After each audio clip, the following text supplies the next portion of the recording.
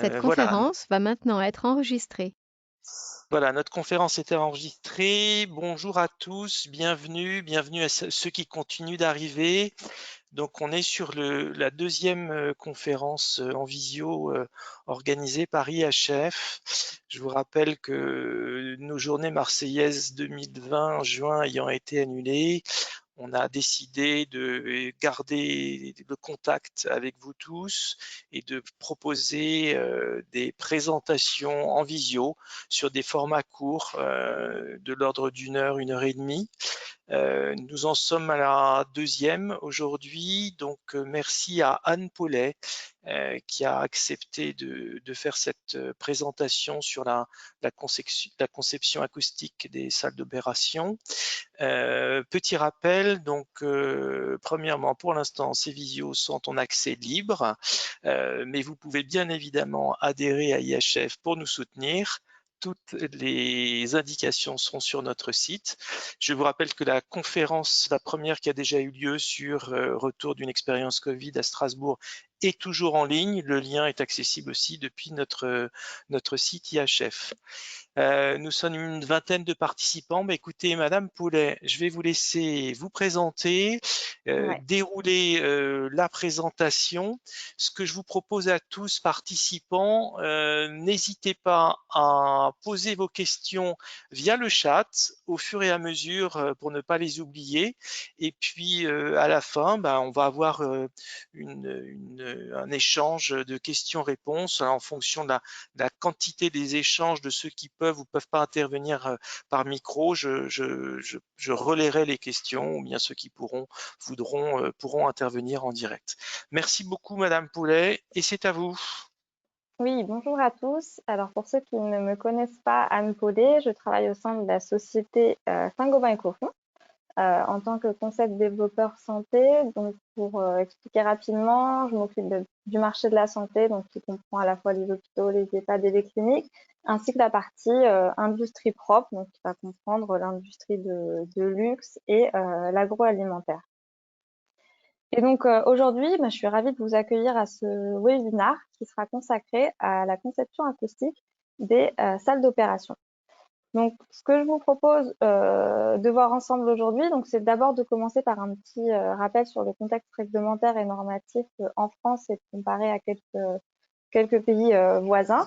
Et ensuite, je passerai la majeure partie du temps de ce webinaire sur un retour d'expérience d'une étude menée par une de mes collègues au Danemark à l'hôpital de Hvidovre sur des blocs opératoires. Et donc, on commence avec un petit contexte réglementaire. Donc, comme vous le savez peut-être, en France, les établissements de santé, donc pour les établissements de santé, il existe une réglementation acoustique, donc qui est l'arrêté du 25 avril 2003. Donc ici, je vous ai extrait des éléments qui concernent la correction acoustique, à ne pas confondre avec l'isolation acoustique. Donc la correction acoustique va traiter l'acoustique au sein d'une pièce, le confort acoustique d'une pièce, tandis que l'isolation acoustique, elle, va traiter l'acoustique entre différentes pièces.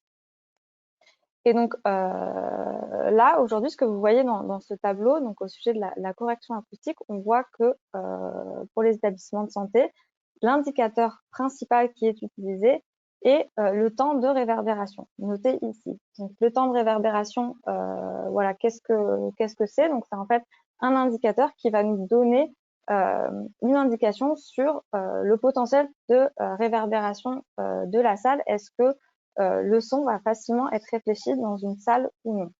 Donc, comment il se mesure de manière assez simple. On va venir émettre en fait un son au sein de la pièce et à partir du moment où on coupe cette source sonore, on va mesurer le temps que ce son va décroître de 60 dB. Et donc ça va nous donner notre temps de réverbération. Donc, plus ce temps est long, plus la pièce sera réverbérante, donc elle va résonner. Et donc, comme on le voit ici, en fonction des localisations de l'hôpital, on a différents temps de réverbération qui sont notés. Concernant les salles d'opération à proprement dites, voilà, il n'y a pas de mention spéciale des blocs opératoires. Par contre, on peut se donner comme référence tout ce qui va être lié aux salles d'examen et de consultation, donc se donner comme valeur, en tout cas de référence, un temps de réverbération de 0,8 secondes. Ensuite, juste pour information, là, c'est pas pour les blocs opératoires, mais l'autre indicateur, on va dire, qui est utilisé en termes de correction acoustique, ça va être la quantité d'absorbant pour les circulations communes intérieures. Donc là, on va demander ce qui est un tiers de la surface au sol dans ces circulations. Voilà pour ce qui est de la réglementation de manière très rapide. En termes de normatifs, on a également la norme des zones à environnement maîtrisé, la NFS 90-351, qui aborde beaucoup de sujets, notamment des sujets liés principalement à l'hygiène, mais elle consacre un paragraphe, certes un petit paragraphe, mais il a le mérite d'exister, sur l'acoustique et donne certaines valeurs guides en termes de niveau maximal de pression acoustique. Donc là, on voit notamment les salles d'opération à 48 dBA. Donc, toutes ces mesures sont faites dans des locaux vides hors activité. Donc 48 dBA, pour vous donner un peu un ordre de grandeur, ça correspond à une ambiance quand même assez calme, plutôt dans un bureau où on parle assez doucement, pas sur une conversation normale. Dans les salles d'opération, en général, on a toujours un bruit de fond qui subsiste. Il y avait notamment une étude qui avait été réalisée au sein des hôpitaux John Hopkins qui avait mesuré dans un bloc opératoire le niveau sonore tout au long d'une journée avec différentes typologies de chirurgie. Et quand il n'y avait pas de chirurgie, on se rendait compte voilà, qu'il y avait à minima 50 dBA qui subsistaient. Et donc, dès qu'on vient amener du personnel, les équipements pour la chirurgie, vous imaginez bien qu'on va monter à 70 dB, voire un peu plus, ce qui nous amène forcément à derrière parler plus fort. Si on regarde deux pays voisins, donc le Danemark et la Suède, ce qui est intéressant de noter, c'est qu'en fait, de leur côté, il n'existe pas de réglementation acoustique pour les établissements de santé, dans les deux cas. Néanmoins, si je prends l'exemple tout d'abord du Danemark, ils sont en train en fait de travailler sur le sujet parce qu'en fait ils se rendent compte que le sujet de l'acoustique dans les établissements de santé a un réel impact et de réels bénéfices. Donc ils sont en train de proposer un temps de réverbération ici en valeur qui serait inférieure à 0,6 secondes pour tout ce qui est chambre, salle d'examen et circulation. Et là, dans les salles d'examen, on sait que les salles d'opération sont comprises. La Suède, elle, de son côté, en fait, a déjà, par contre, un standard, n'a pas de réglementation, mais un standard au niveau local qui est très utilisé et qui définit, en fait, en fonction des localisations, un temps de réverbération. Donc, pour l'exemple des salles d'opération, on sera aussi sur un temps de réverbération de 0,6 secondes. Quand je vous rappelle, nous, la valeur guide qu'on peut prendre en France, ce serait plutôt inférieur à 0,8 secondes. Et donc, ce qu'on voit, que ce soit dans les réglementations ou dans le contexte normatif, c'est qu'en fait, c'est souvent le temps de réverbération qui ressort en tant que paramètre.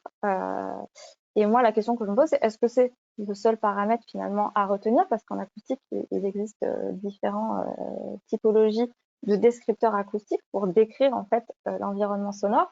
Et aussi, qu'en est-il pour les salles d'opération? Comme ce sont des environnements complexes qui sont aussi facilement assez réverbérantes de par leur conception d'un point de vue hygiène. Est-ce que voilà, il n'y aurait pas d'autres paramètres à retenir en plus de celui-ci? Et donc c'est pour ça que j'ai souhaité vous faire partager un retour d'expérience d'une étude menée au Danemark à l'hôpital de Vidovre. Donc, quel était l'objectif de cette étude? L'objectif était finalement de comprendre en fait la manière dont le personnel pouvait être affecté par l'environnement sonore au sein d'une salle d'opération. Donc, en fait, cette étude n'était pas seulement pour mesurer des paramètres acoustiques, mais aussi pour récupérer l'avis, le ressenti du personnel. Donc, c'est pour ça cette étude s'est faite en deux temps. D'abord, la mesure acoustique des différents paramètres et ensuite l'analyse de la perception du personnel. Donc, pour ce faire, en fait, on a étudié trois salles d'opération. Donc la salle d'opération d'origine, que j'appellerai dans toute la présentation ensuite OR1. Donc toutes les salles se présentent à peu près de la manière suivante. On a une salle à peu près de 40 mètres carrés. On a en place déjà du plafond acoustique sur 14 mètres carrés, donc à peu près environ 30% de la surface. Dans la salle d'origine, il y avait déjà un plafond acoustique de classe B, donc qui était plutôt sur la partie B, ce que j'appelle B-, qui se rapproche plus d'une classe d'absorption C que d'une classe d'absorption A. Juste pour vous expliquer ces classes d'absorption, en fait, les matériaux acoustiques sont qualifiés par ces classes d'absorption, comme on définit pour un équipement sa classe d'énergie. Et donc A, c'est la haute performance, et plus on descend, moins on sera performant. Et donc dans cette première salle, on avait juste ce plafond sans panneaux muraux acoustiques. Dans la deuxième salle, on est venu changer donc ce plafond modulaire acoustique, donc là par un matériau d'absorption acoustique de classe A. Et cette fois-ci, on n'avait pas non plus de panneaux muraux.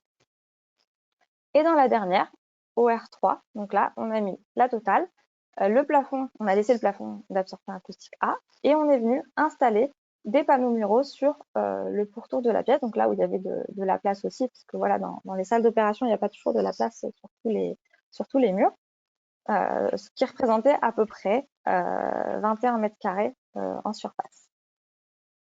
Donc voilà, 3 salles d'opération dans cette étude. Il y a différents paramètres acoustiques qui ont été étudiés. Donc, bien sûr, le temps de réverbération dont je vous ai parlé tout à l'heure.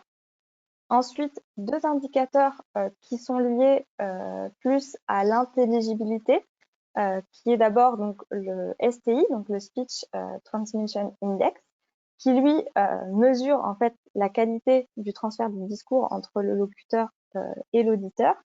Et le deuxième indicateur d'intelligibilité, qui est la clarté de la parole, qu'on appellera après le C50, qui en fait, lui, va comparer la quantité d'énergie sonore qu'on va avoir dans les premières réflexions, qui sont les réflexions utiles en fait à la compréhension du message, et les réflexions tardives qui, elles, vont nuire finalement à la parole.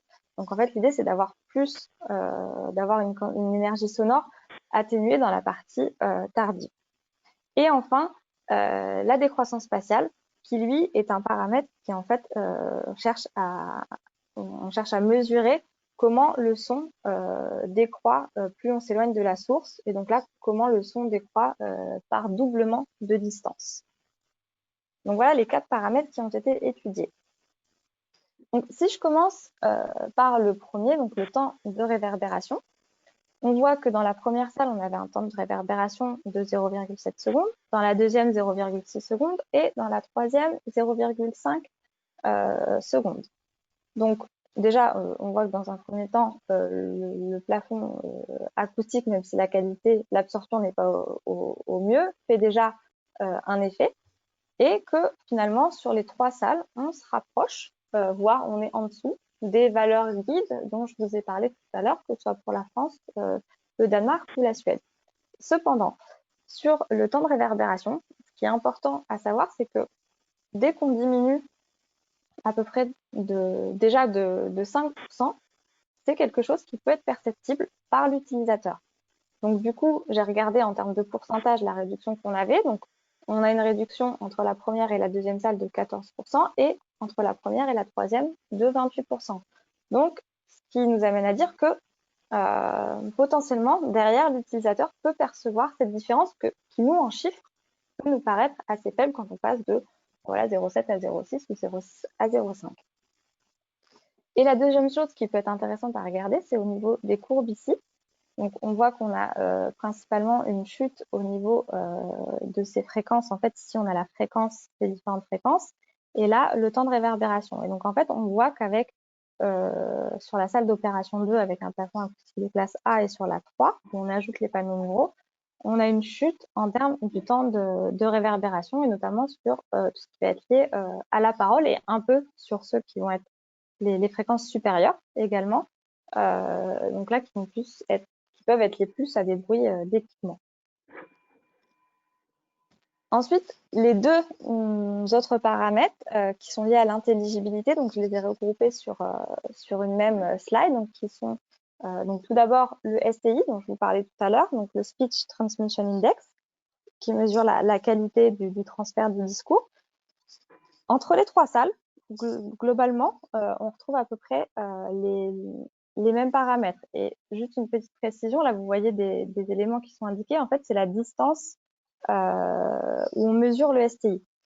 Parce que le STI se mesure à différentes distances qui peut nous permettre en fait de déterminer à partir de quelle est la distance critique où l'intelligibilité deviendrait mauvaise.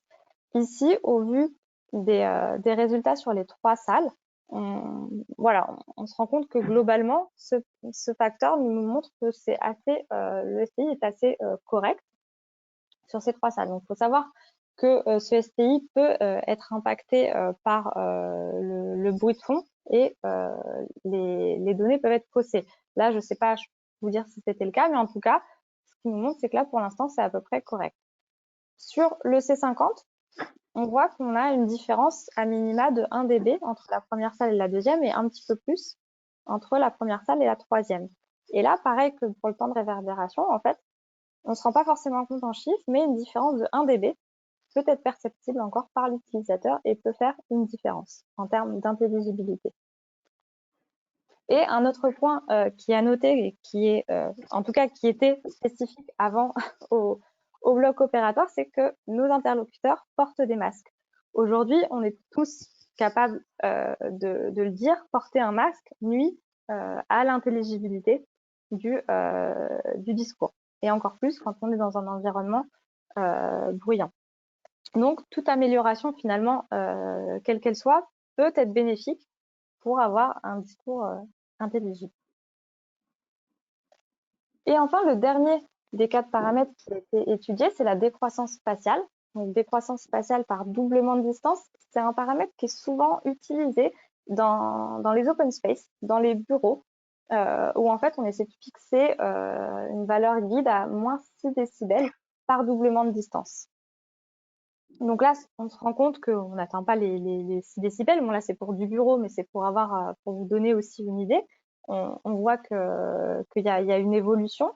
Cependant, moi, c'est vrai que par rapport à ce paramètre-là, dans cette étude, je me suis posé la question quel était l'intérêt en fait d'avoir ce paramètre de décroissance spatiale pour des salles qui restent assez petites. 40 mètres carrés, c'est pas non plus énorme. Pour moi, ça peut être utile, par exemple, pour des halls opératoires, des blocs opératoires en open space, ou alors dans des circulations d'hôpitaux où, voilà, quand par exemple, un infirmier ou un médecin parle à des personnes dans une circulation, que ça ne s'entende pas à l'autre bout de la circulation. Mais en tout cas, pour des halls opératoires, ça pourrait être un indicateur intéressant. Et notamment, j'avais trouvé ce retour d'expérience qui avait été fait en 2018 par M. Buisson et le docteur Mitifio, qui en fait avait fait un retour par rapport aux structures de blocs opératoires en open space. Et ce qui en ressortait aussi de ce rapport, c'est que finalement le bruit voilà, et rendait la parole moins intelligible entre les professionnels, que c'était un facteur de stress pour les patients, qu'il y avait beaucoup de patients qui, en fait, à leur entrée dans le bloc opératoire, se sentaient un peu stressés par en fait le bruit que pouvait générer le bloc. Ils ne s'attendaient pas forcément à ça.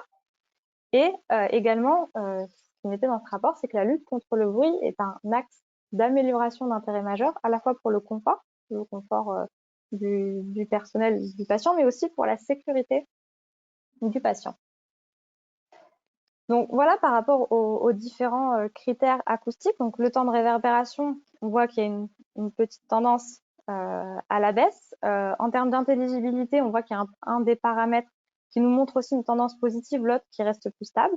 Et la décroissance spatiale, où on voit une amélioration, mais pour moi, elle ne peut pas être représentative du fait qu'on soit dans une petite salle. Et donc maintenant, ce que je vous propose de voir, c'est la deuxième partie de cette étude qui concerne la perception des utilisateurs. C'est toujours mieux que d'avoir seulement les données chiffrées. Donc là, de quelle manière ça s'est passé? En fait, le personnel qui était amené à intervenir dans les différentes salles d'opération ont dû répondre en fait à un questionnaire. Ce questionnaire était fait voilà, à l'aveugle. Le personnel n'était pas au courant qu'une étude acoustique était en cours. Voilà, ils répondaient au questionnaire, ils se disaient peut-être que c'était lié à la qualité du travail ou voilà, enfin ils n'étaient pas au courant de l'étude. Ils ont peut-être vu des modifications dans les salles d'opération et encore que pas sûr. Des fois, quand on est concentré sur son sujet, on ne se rend pas compte que notre environnement a changé. Donc voilà, ça a été fait de manière totalement anonyme. Et donc, une des premières questions qui leur avait été posée, c'était quel est votre avis sur l'ambiance sonore, donc sur les 3 salles. Et là, on voit clairement qu'il y a une différence, en tout cas, qui a été perçue entre la première salle, donc qui était avec un plafond acoustique de qualité inférieure, et les 2 autres salles, celle avec un plafond acoustique le classe A et l'autre avec les panneaux muraux. On voit quand même que plus de la moitié des personnes ont qualifié la première salle avec voilà, une mauvaise ambiance sonore qui sera moins vraie sur les autres. On voit des gens qui sont neutres sur le sujet, mais globalement, on voit une réelle tendance entre les deux en faveur de la salle d'opération 2 et 3. Ensuite, il y a eu des questions par rapport à la communication.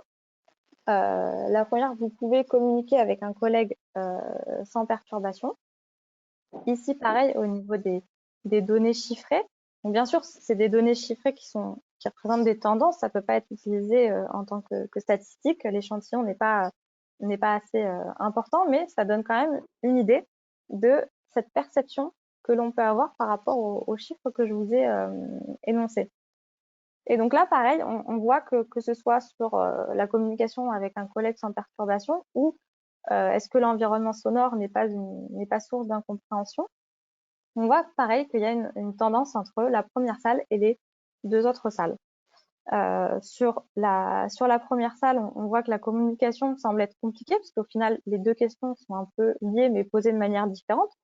Et donc, du coup, on voit un peu, ça te permet de donner vraiment une idée de leur perception. Et notamment sur la dernière salle, on voit ici que là, il n'y a pas d'appel. La communication semble être facilitée dans 100% des réponses, en tout cas.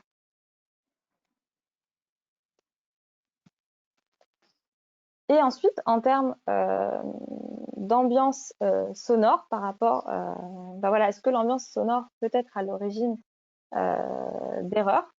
On voit que voilà, certains ont répondu que potentiellement oui, là où il y avait la moins bonne acoustique, ça pouvait favoriser des erreurs.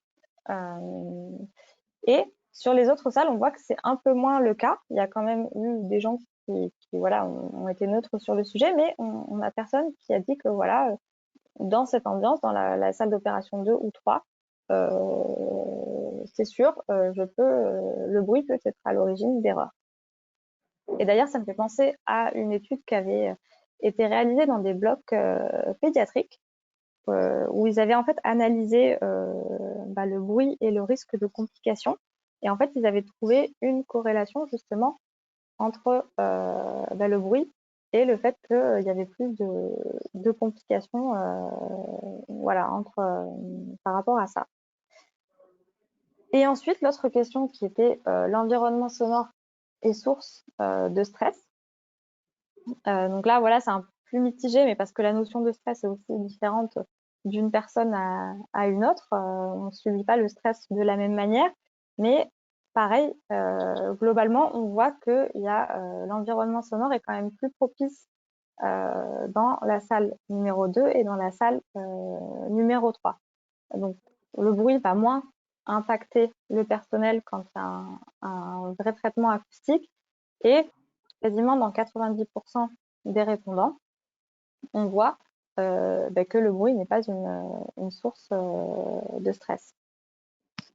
Et donc, cette slide, on peut la relier notamment par rapport aux erreurs, on peut la relier à ce que je vous ai dit tout à l'heure par rapport au bloc opératoire en open space, où en fait, on voit vraiment que ce qui était dit dans ce retour d'expérience se retrouve là. la lutte contre le bruit est un axe d'amélioration pour la sécurité des patients, notamment. Pour le confort, bien sûr, mais il y a d'autres enjeux qui rentrent en compte. Donc, en conclusion, voilà, j'ai souhaité aussi que cette présentation soit quand même assez rapide, que soit on ait le temps de discuter après, soit pour pas que ce soit trop long non plus pour vous à suivre, parce que je sais que les webinaires, c'est pas toujours évident à suivre à distance. En conclusion, en fait, on se rend bien compte que la dernière salle d'opération qui était traitée avec un plafond acoustique de classe A et des panneaux muraux fait une réelle différence en termes de perception pour les utilisateurs. Donc, ce qu'on avait, les faibles différences qu'on avait vues en temps de réverbération qui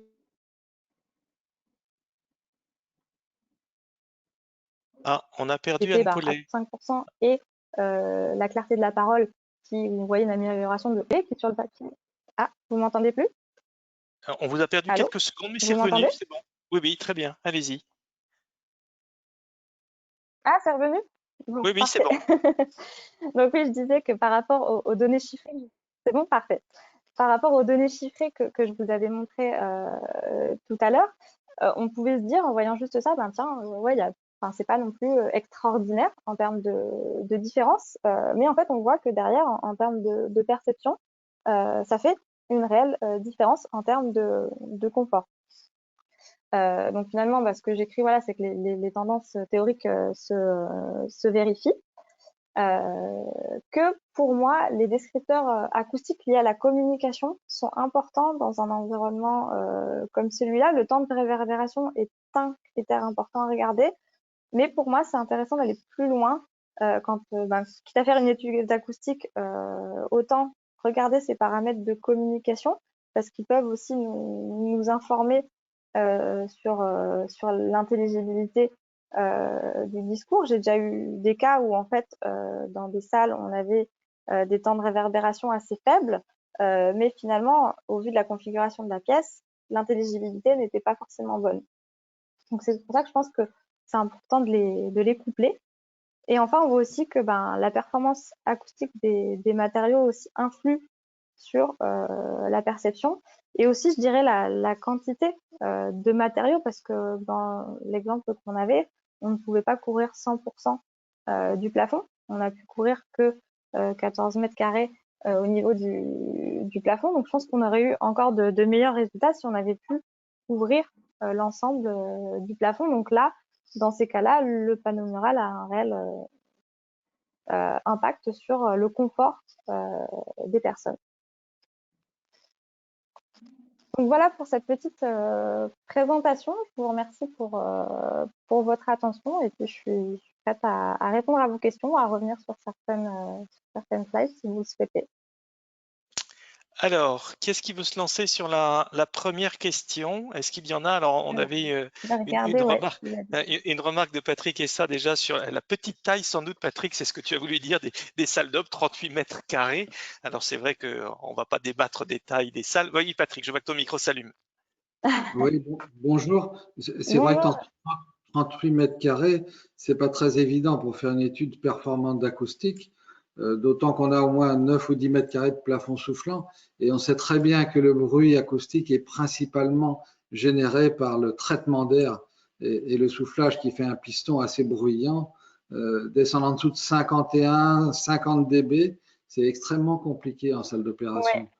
Effectivement, en général, on se rend compte qu'il y a un bruit de fond qui est prépondérant, qui est à 50 décibels, et comme vous le dites, dû au traitement d'air, et que derrière, quand on vient faire son opération en tant que chirurgien ou avec les équipes autour, ça veut dire que nous, derrière, que eux, ils doivent en fait pousser leur voix un peu plus fort pour se faire entendre.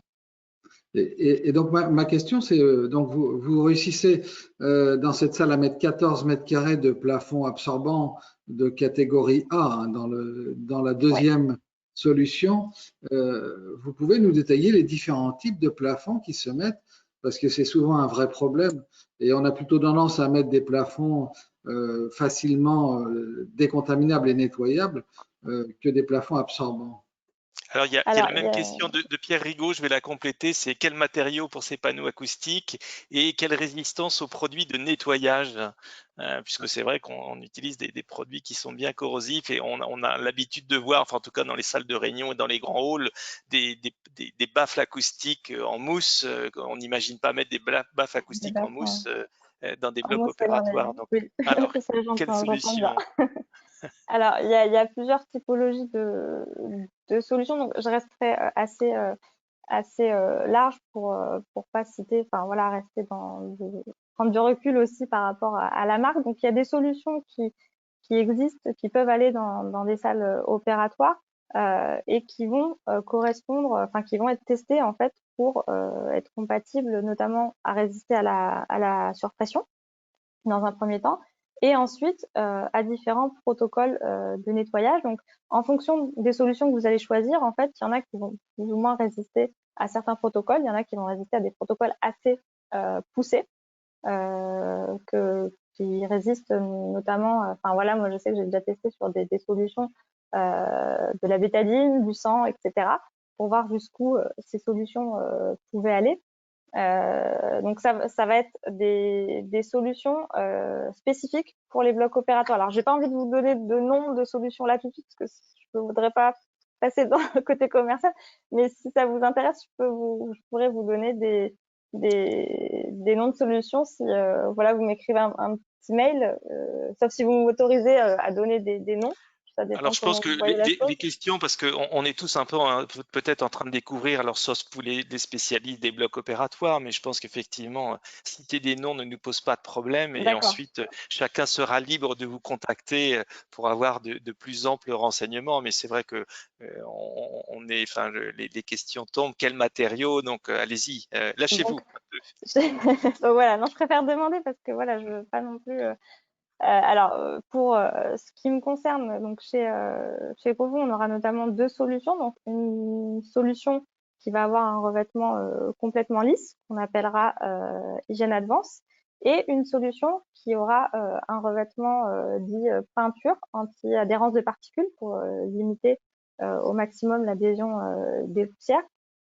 Donc, c'est deux solutions qui vont pouvoir être mises dans des blocs opératoires. Souvent, quand je rencontre en tout cas des hygiénistes, c'est souvent la solution lisse qui est favorisée pour les blocs opératoires, et c'est aussi parce que c'est une solution qui est nettoyable quotidiennement, que ce soit à la vapeur, que ce soit avec différents produits chimiques qui résistent à beaucoup de produits chimiques en tout cas. Là, vous parlez des plafonds ou des baffles acoustiques? Là, je parle des plafonds. Ah, ok. Quand vous dites baffles, vous parlez des panneaux muraux ou des baffles suspendus? Bah, je ne sais pas, puisque j'ai vu ce panneau muraux sur votre slide, mais Panneaux muraux, ouais. Alors, les en panneaux salle muraux, en salle d'opération, c'est assez rare de voir ça, parce que justement, les services d'hygiène ne voient pas trop comment nettoyer ces panneaux. Et effectivement, en général, on voit peu des panneaux muraux, mais en fait, l'équivalent qui existe en plafond existe aussi en solution murale. Donc après, c'est des choses qui sont à présenter, parce que voilà, la solution dont je vous parlais, qui est complètement lisse et qui existe en solution murale, va être aussi nettoyable sur les murs. Et je sais que même certains hôpitaux ont adapté des fois la mise en œuvre pour pouvoir se caler avec leur service d'hygiène et pouvoir les installer dans les locaux qui le souhaitaient. Alors, c'est-à-dire que c'est une solution qui est peinture, durée de mise en œuvre, durée d'interruption pour les travaux. Vous avez une idée? Alors, c'est une solution celle qui est lisse va pas être en peinture, c'est un film en fait, c'est un film lisse, complètement lisse. Donc là, on parle pas de revêtement peinture pour la solution lisse. Il y en a une autre qui va avoir un revêtement en peinture. En fait, il y a deux typologies de solutions qui peuvent exister, lisse ou peinture. Et temps de mise en œuvre pour la solution lisse? Pour mettre en œuvre un plafond, le plafond Oui. acoustique. Alors sur un bloc opératoire, alors ça va dépendre. J'ai pas forcément d'idée du temps de mise en œuvre, mais pas. Enfin, ça reste un plafond acoustique classique. qu'il faut bien sûr clipper de manière correcte. Donc c'est ça qui peut prendre un peu plus de temps. Mais là, je n'aurai pas de temps de mise en œuvre à vous indiquer exactement de manière précise. Je voudrais pas dire de bêtises, mais sur le temps, je pourrais me renseigner par rapport à certains installateurs, combien de temps ils ont mis à poser un plafond sur une certaine surface. Dans les deux cas, il s'agit de faux plafonds, 60-60 ou 120 par 60, dont la finition peut être soit lisse, soit légèrement granitée, c'est ça? Ouais, c'est ça, soit un peu légèrement On peinture. parle bien de faux plafonds, pas de peinture sur placo. On parle de faux plafond, oui. OK. Alors, est-ce qu'il y a d'autres questions? Je n'en vois pas pour l'instant. Oui. Avez-vous des réalisations de panneaux muraux acoustiques en salle d'opération en France? Nous demande Pierre Rigaud. Alors, réalisation acoustique alors, panneaux acoustiques en salle d'opération en France, non.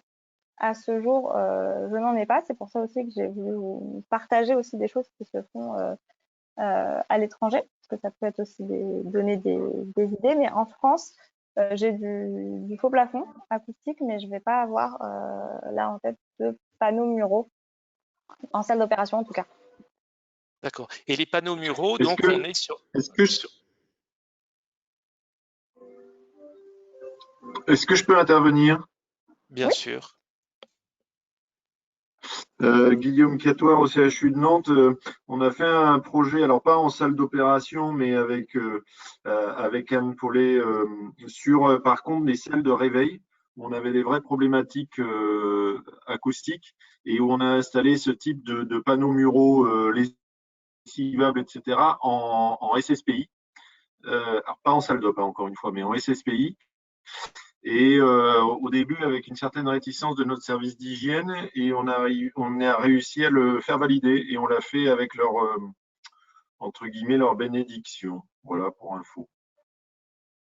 Installé depuis combien de temps? Quel retour des utilisateurs? Tu sais, Guillaume? Quand est-ce qu'on a fait ça? Il y a 2 ans? 1 an? C'était en 2019, je crois. Enfin, je réfléchis, c'était l'année dernière, il me semble. Ouais, c'est ça, ça doit faire 1 an et demi. En début d'année dernière, ouais.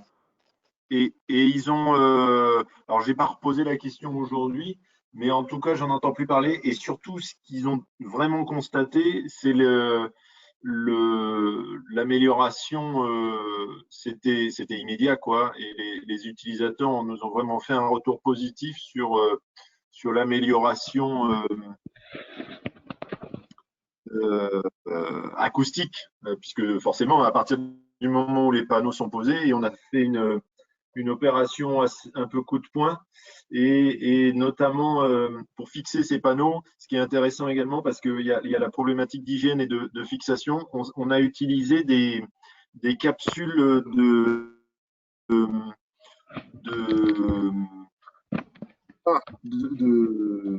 les petites capsules de gel. Oui, de gel, oui. De gel. Qui peuvent être utilisés aussi pour faire des trous, par exemple dans des dalles ou dans des dalles amiantées sous section 4, etc. Et pour éviter de mettre en place des protections, voilà. Et là aussi, l'hygiène était un peu pas très positive, enfin pas très sceptique, un peu réticente sur le sujet. Et on a fait on a fait un chantier de test. On leur a montré qu'on mettait 0 particule en suspension. C'est-à-dire qu'en gros, pour faire le trou dans le placo des murs de la SSPI, on se servit de ces petites capsules de gel et on perce au travers. Et après, une fois que le trou est fait, il n'y a plus de poussière. C'est-à-dire qu'on met la cheville et puis on vient fixer. Et à ce moment-là, il n'y a plus de poussière. Et donc, on a réussi à faire ça rapidement en site occupé avec, alors pas les patients tôt parce qu'on faisait ça le soir, mais pratiquement en fonctionnement. En plus, on avait un bout de la salle qui sert pour le réveil des urgences, donc avec un fonctionnement 24/24, et on a réussi à se caler ça. Et encore une fois, je parle bien on n'a pas d'expérience non plus en salle d'opération, on est en salle de réveil, mais avec un environnement ISO 8, etc., etc. J'ai une question sur le chat. Sait-on si dans le temps, après nettoyage régulier, ces panneaux ne se dégradent pas et ne dégagent pas des fibres minérales? Alors, du côté du nettoyage, donc en fonction de la solution qui va être choisie, donc il y en a une qui peut supporter des bio-nettoyages quotidiens. L'autre, on va être sur des bio-nettoyages moins réguliers. Donc forcément, l'une par rapport à l'autre, il y en a une qui peut se dégrader plus dans le temps si on nettoie tous les jours, tandis que l'autre, c'est testé pour qu'elle puisse être nettoyée tous les jours. Et ensuite, en ce qui concerne les fibres minérales, c'est tous deux des plafonds qui sont complètement recouverts. Donc, il y en a un, le plafond est recouvert donc par le film, donc du coup les fibres minérales ne sont pas apparentes. Et l'autre plafond, en fait, il est recouvert de tous côtés. Donc à la fois la face visible, les bords, et il y a une membrane d'étanchéité à l'air derrière, ce qui fait qu'en fait les fibres sont bloquées à l'intérieur. Et en plus de ça, on a réalisé des tests en termes de cinétique d'élimination des particules qui nous montrent qu'il y a peu de particules qui s'accrochent, on va dire, à la surface. D'accord, merci. Y a-t-il d'autres questions? Oui. Oui, vous m'entendez? Oui, très bien. Oui, Marc Duville, Salto, c'est marqué Johan Le Chevalier, mais c'est mon collègue, acousticien. J'aurais une question, je voulais savoir comment, en tant qu'acousticien, on pouvait, j'allais dire, essayer de justifier la problématique qu'on rencontre souvent avec nos propres équipes de maîtrise d'œuvre quant à la frilosité, on va dire ça pudiquement, des risques. C'est-à-dire que l'architecte craint énormément, enfin on va le dire autrement, l'architecte préfère prendre le risque d'une mauvaise acoustique interne ou d'une comment ouais, d'une non-conformité acoustique sur un local vis-à-vis d'un éventuel problème d'hygiène et d'un staphylocoque par la suite ou des choses comme ça, lié à une mauvaise pose du plafond. Et honnêtement, ça fait des années que régulièrement on préconise des plafonds, et ensuite finalement ce plafond-là il saute, et ça convient aussi j'allais dire au budget, parce que on est moins cher en ayant un plafond placo vis-à-vis d'un plafond avec un film en d'art. Alors là, le mieux, j'ai envie de vous dire, c'est le retour d'expérience. À la limite, essayer d'aller faire visiter peut-être, parce que voilà, il y a la bonne parole du fournisseur, j'ai envie de dire, mais le mieux, ce sera le retour d'expérience, et peut-être identifier voilà, des chantiers où il y a un bon retour d'expérience pour montrer que ça se fait. Et que c'est possible, et voir voilà, de la tenue dans le temps. Enfin voilà, pour vraiment avoir un œil extérieur, et que voilà. Je pense que c'est la visite d'un chantier réalisé qui peut faire la différence. Parce que bien sûr, moi, mes collègues de la prescription peuvent aller le voir, mais si voilà, il a cette peur, dans ce cas-là, vaut mieux aller voir les personnes directement dans les hôpitaux. Les salles d'opération ont été. Vous avez des exemples de salles d'opération? Il y a eu la question, mais j'ai pas vu la réponse. Alors, salle de réveil, oui, ça je confirme. Les panneaux muraux, alors c'est pour les panneaux muraux où j'ai pas d'exemple en France. Pour les salles d'opération, on en a fait en France. Donc ça peut se trouver, et on peut regarder ensemble, que ce soit à proximité, on va dire, de chez vous. Ouais, si vous en êtes d'accord, Anne, il serait intéressant que vous puissiez nous donner une liste de références que vous avez faites, et puis on pourra la mettre avec la vidéo, avec la présentation, puisqu'on mettra les deux en ligne. On peut mettre un troisième document, une liste de références que vous avez en France sur les plafonds. Donc visiblement, vous en avez quelques-uns, et les panneaux muraux, ça va être plus compliqué, si j'ai bien compris. Oui, ce Ouais, sera si ça- plutôt pour des plafonds advanced. Aujourd'hui, voilà, si les panneaux muraux se développent dans les salles d'opération, je pourrais vous donner des références, mais à ce jour, j'en ai pas. Ce sera juste pour les sous-plafonds.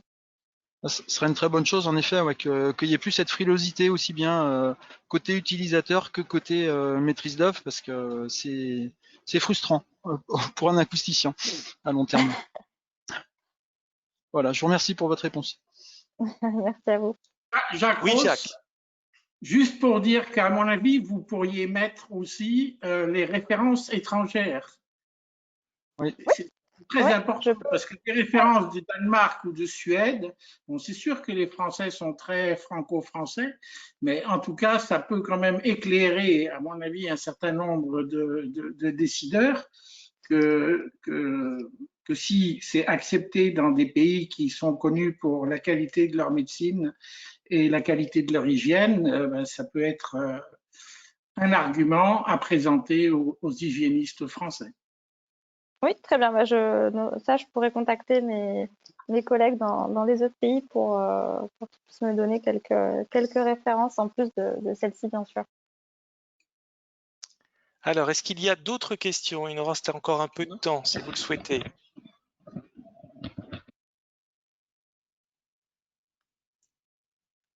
Alors, pas d'autres questions? Eh bien, écoutez, il va me rester à vous remercier à toutes et à tous d'avoir participé. Surtout, un grand merci à Anne Paulet pour cette présentation. Merci à vous. Et puis donc, la vidéo sera en lien assez prochainement sur le site IHF. En tout cas, on communiquera le lien pour y accéder, pour faire suivre le lien à vos petits camarades qui n'ont pas pu suivre. La présentation, si Madame Paulet me l'a fait suivre, bien évidemment, je la mettrai en ligne. Et puis, eh ben, nous sommes à un troisième document avec des références françaises et étrangères, avec des dates de réalisation. Je pense que ça pourrait être intéressant si vous avez cet élément-là. Et puis, bah, évidemment, avec le type de matériaux, puisque j'ai compris qu'il y avait deux types de matériaux que vous proposiez.